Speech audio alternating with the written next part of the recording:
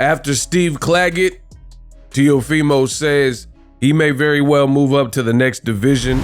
That's welterweight, 147 pounds. Let's talk about it. Teofimo Lopez just defeated Steve Claggett. I have videos and content on the platform right now, and I'm here to tell you, I wasn't that impressed. I think when I look at these fights, it's always business. It's never nothing personal. So at the end of the day, I'm not judging the person, the man. I'm judging the fight and really what I've seen. I don't have a horse in the race per se.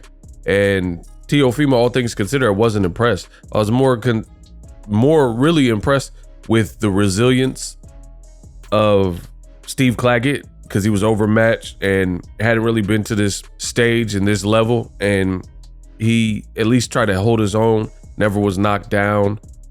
The times that he got rattled, he just kept trucking. Now, Teofimo was talking about moving up to welterweight. What does ego think? The ego thoughts?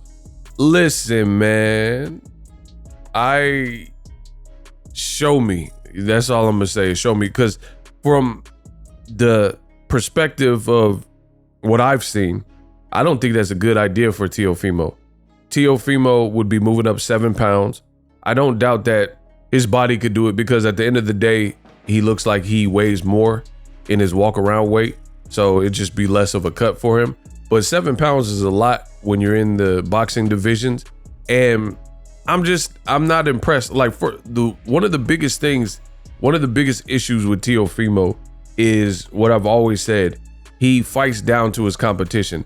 I think that is a bad habit. It's like biting your fingernails.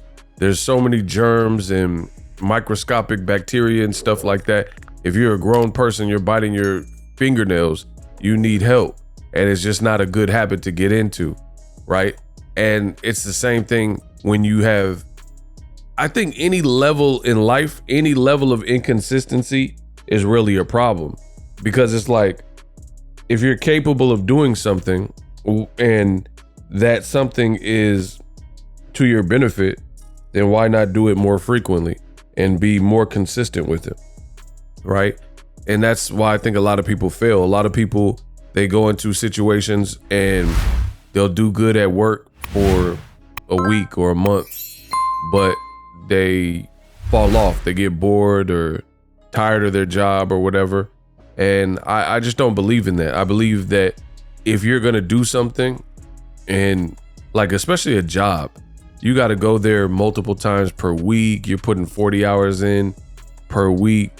You have to see the same people.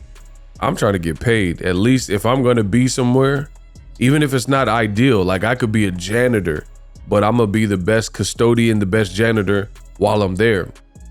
Even if I don't like the job and it's a stepping stone to something else, sometimes you got to just serve that out and learn the lesson there, or get your money right, and then you move on to greener pastures. So Teofimo, as a fighter, he's just highly inconsistent.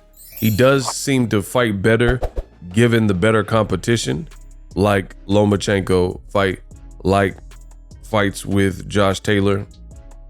But when he's fighting a Pedro Campa, Steve Claggett, Sandor Martin, you know, and these are different severity. I think Sandor Martin's pretty good. He's pretty crafty. But Jermaine Ortiz, like the mid tier to the lower tier, like Steve Claggett, he doesn't, in Campa, he doesn't really impress. And to go up 7 pounds, you're in a world of hurt. You should really stop calling out Terrence Crawford, for one, because I don't see that ending well. I actually put this on my X, formerly known as Twitter. If Teofimo moved up to 47, I think, and he fought Terrence Crawford, it's gonna look just like this picture. And you guys, if you get me, you get me.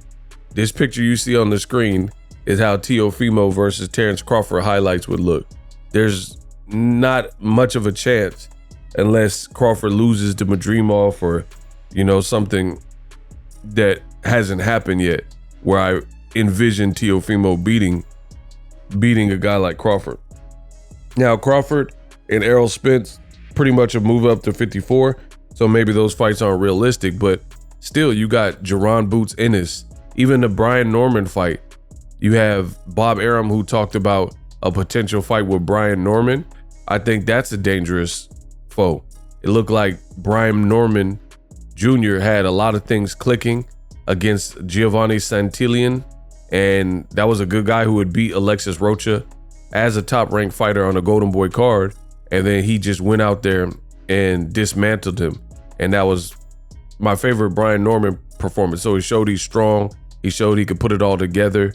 And even that's a difficult fight because it's somebody who's pretty big for the division, young and stuff like that. And Steve Claggett was touching Teofimo's up, and his face at the end of the fight definitely showed the markings of being in a fight.